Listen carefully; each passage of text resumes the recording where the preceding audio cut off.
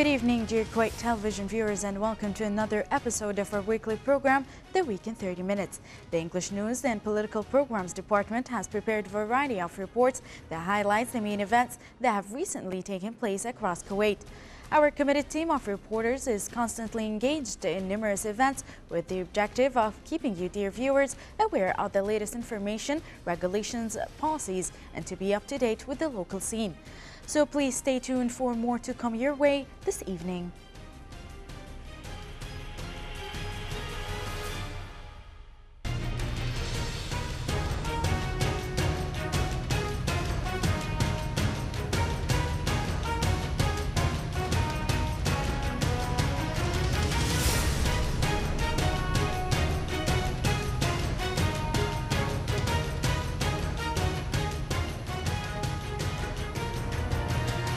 Dear viewers, thank you once again for joining us with your favorite show, The Week in 30 Minutes. This evening, we have with us a special guest from the International Organization for Migration, Mr. Mohammed Zarqani, who is a program manager at IOM. Dear viewers, let us welcome our guest, Mr. Mohammed Zarqani. Thank you for being with us this evening. Thank you very much, Dina. It's a pleasure to be here. Thank you. Mr. Mohammed, we had the opportunity to cover the ceremony marking the 65th anniversary of the IOM. Can you tell us more about this event? Well, Dina, I mean, the 65th anniversary of IOM, or this year for IOM, has been quite a special year. Of course, every year during the month of December, specifically on December 18th, which is marked as International Migrants Day, IOM does have some form of celebration. We did celebrate it on the 22nd of December this year. This year makes it a bit more special because, as you kindly mentioned, it's also the 65th anniversary of IOM since its inception in 1951, establishment in 1951. But also, it is the year that IOM has joined the United Nations as a related organization, which also was a momentous historical moment that changes the whole discussion and understanding of migration in international institutions. The United Nations has agreed that we do need a specialized organization that focuses solely on managing migration. So this was, of course, one of the most important events that we were also celebrating during this event. This event also focused on highlighting and exhibiting the very solid partnership that IOM has with the government of Kuwait. So this was also a forum for the government to exhibit all the activities that are being done mostly in collaboration with IOM, but also other activities that the government has done to support the temporary contractual laborers that are currently residing in Kuwait. So again, it was a combination of a celebratory mood, but also at the same time it pointed or highlighted the very good efforts currently taken by the government. Mr. Mohammed, let us watch this report about celebrating the 65th anniversary of establishing the International Organization for Migration, IOM. A ceremony was held at Sheikh Sabah Al Ahmed building at the UN House in Mishrif. Hiba Abdulrahman has more details in the following report, and we will be back with more questions.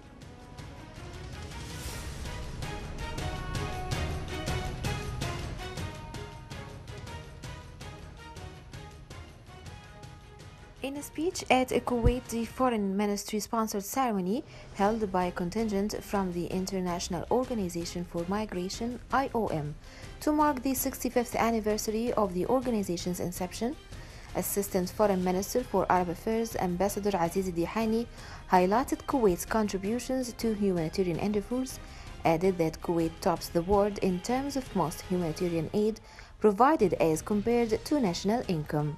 Moreover, he recalled that Kuwait has hosted a trio of international conferences over worsening humanitarian conditions in Syria, which yielded aid worth $7 billion impact for humanitarian causes. Kuwait has also provided refuge to around 130,000 Syrian nationals since the war in Syria first broke out. Al-Dihani also underscored that sustained development goals for post-2015 are crucial to the success of the UN, adding that Kuwait is eager to make sure that those goals ultimately come to end. Today's event is a very special event because it marks two main events. So one is 65th anniversary of the International Organization for Migration, and also it marks the celebrations for the International Migrants Day. Today we want to celebrate the strong partnership that IOM has with the government of Kuwait, and showcase all the great achievements and the progress that has been made through partnerships with the Ministry of Foreign Affairs, the Ministry of Interior, the Public Authority for Manpower, among many other very active institutions in Kuwait. So we're very pleased that there is this big gathering here today. We believe it only exhibits what a good relationship, what great progress that has happened over the last period here in Kuwait. Meanwhile, Secretary General of the Supreme Council for Planning and Development, Dr. Khalid Mahdi, said that the ceremony coincides with the formation of the 2018-2019 Development Plan. He also noted that Kuwait strives to be a focal part of UN sustained development programs through establishing partnerships with leading global development organizations in efforts to better serve humanity. Established in 1951, IOM is leading intergovernmental organization in the field of migration with 166 member states and 8 states holding observer status. From the UN House in Mishrif area, I am Heba Abdulrahman reporting for the Week in 30 Minutes.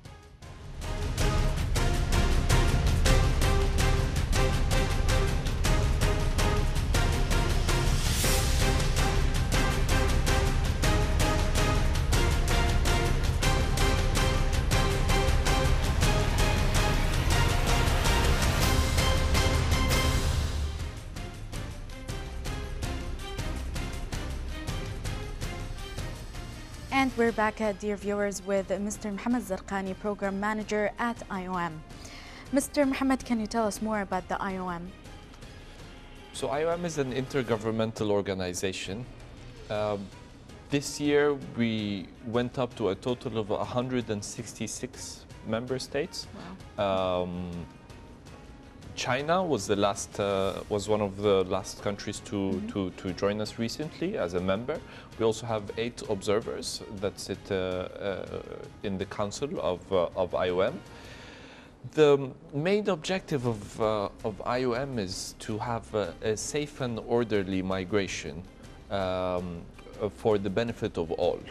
When we speak of migration, we don't look at it as a problem. We look at it as a situation that needs to be better managed.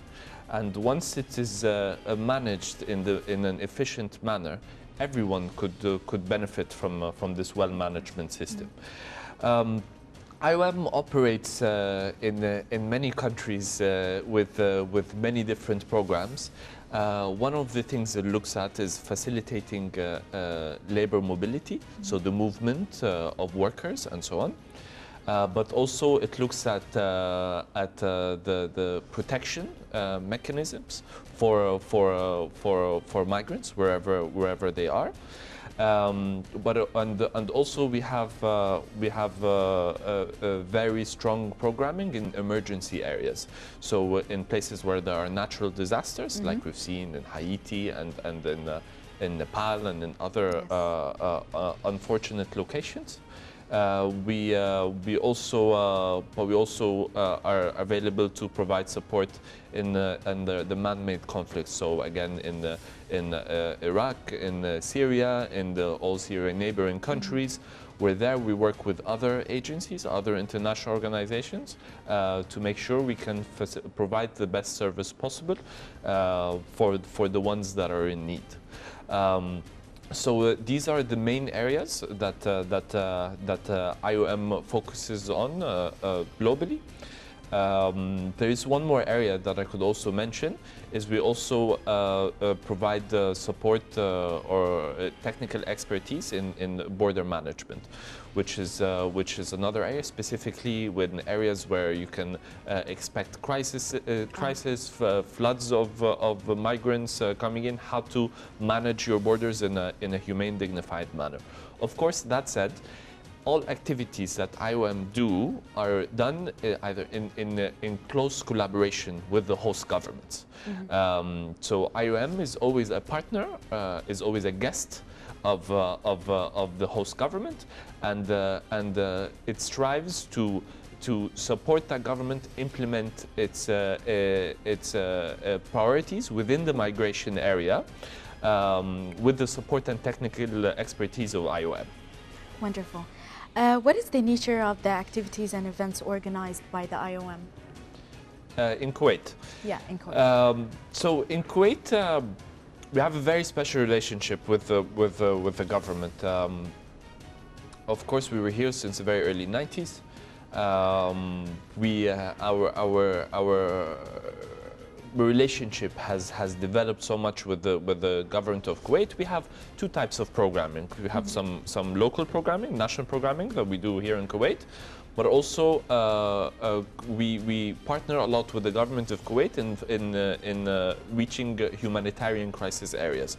So a lot of the humanitarian assistance funding that comes through the government of Kuwait, a lot of it is channeled through IOM, specifically in Syria and its neighbor countries, and also in Iraq. Recently, I'm not sure if you were aware of it, but the government of Kuwait has donated around $4 million to the International Organization for Migration to support the humanitarian situation in Iraq.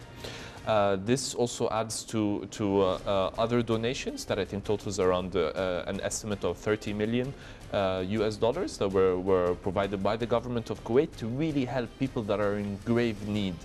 And this is something that is important. What makes IOM also a favorable organization to many of the donor governments is that we're very present operationally on the ground. We're very quick to act. We have very innovative ways on how to support people in times of crisis. Very good example of that is, one of our taglines was resilience. Resilience in times of crisis. So it's not only thinking about giving a blanket or giving some food or giving that, even though that is important, yes. And I'm sure, of course, we support providing that, but it's also helping people earn for themselves during these times of crisis. I mean, an example of that, which is something that was funded by the government of Kuwait, is we helped a very large number of Syrian women to actually have the trade of carpet weaving. So they actually started manufacturing or carpet weaving or weaving specific carpets and be able to kind of sell them afterwards. They get income, and now they're helping support so many members of their families and so on. There will be an upcoming exhibition of those carpets that we will be selling, and we're going to be channeling back the funds to the Syrian women that have weaved those carpets. So locally, nationally, we've also been very, very progressive and did a lot of accomplishments with the government of Kuwait during the last period, more specifically in the government shelter for foreign workers, which is, for us, it's a huge achievement for the government. It provides accommodation and support and provides assistance to a capacity of around 500 individuals.